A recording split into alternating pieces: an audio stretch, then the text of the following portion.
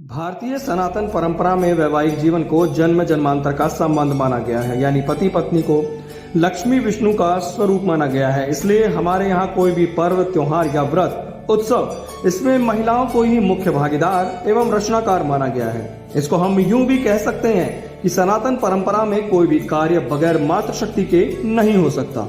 नारियों को अखंड सौभाग्य प्रदान करने वाला यह व्रत करवा चौथ है। करवा चौथ सदा सुहागिन रहने के लिए भगवान से प्रार्थना करने का महापर्व है। इसलिए इस पर्व पर महिलाएं विशेष श्रृंगार कर अपने खुशहाल दाम्पत्य जीवन की कामना कर व्रत रख रिद्धि सिद्धि के दाता भगवान गणेश एवं चौथ माता की पूजा कर उनका आशीर्वाद प्राप्त करती हैं। यह व्रत कार्तिक कृष्ण पक्ष की चतुर्थी को मनाया जाता है। विवाहित स्त्रियां इस दिन अपने पति के स्वास्थ्य एवं दीर्घायु के लिए चंद्रमा का पूजन एवं दर्शन कर व्रत पूर्ण करती हैं। वहीं कुंवारी कन्याएं भी अच्छे वर की कामना के लिए पूजा करती हैं, परंतु ज्यादातर विवाहित महिलाएं ही व्रत रखती हैं।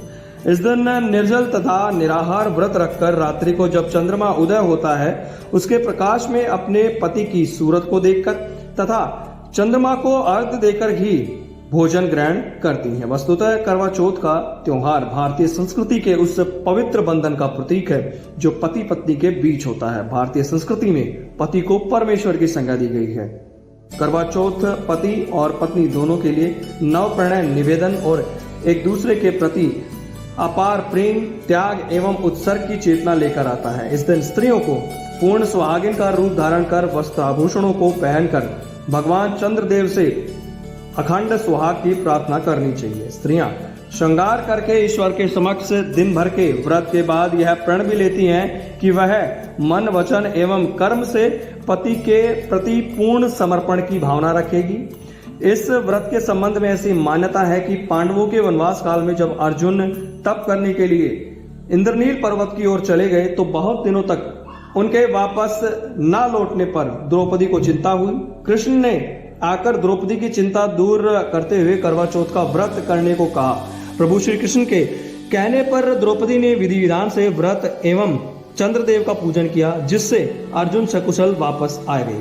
तभी से सुहागिन स्त्रियां इस व्रत को करती आ रही हैं। करवा चौथ का वास्तविक संदेश दिन भर भूखा रहना ही नहीं, अपितु यह है कि नारी अपने पति की प्रसन्नता के लिए, सलामती के लिए इस हद तक जा सकती है कि पूरा दिन भूखी प्यासी भी रह सकती है। करवा चौथ नारी के लिए एक व्रत है और पुरुष के लिए एक शर्त केवल इतनी, जो नारी आपके लिए इतना कष्ट सहती है उसे कष्ट न दिया जाए। दिन भर स्वयं भूखी रहकर और रात्रि को जब मांगने का अवसर आया तो अपने पतिदेव के मंगलमय, सुखमय और दीर्घायु जीवन की ही याचना करना, यह नारी का त्याग और समर्पण नहीं तो और क्या है। जो नारी आपके लिए समर्पित है उसको और संतप्त न किया जाए। जो नारी प्राणों से बढ़कर आपका सम्मान करती है, जीवन भर उसके सम्मान की रक्षा करने का प्रण आप भी लो।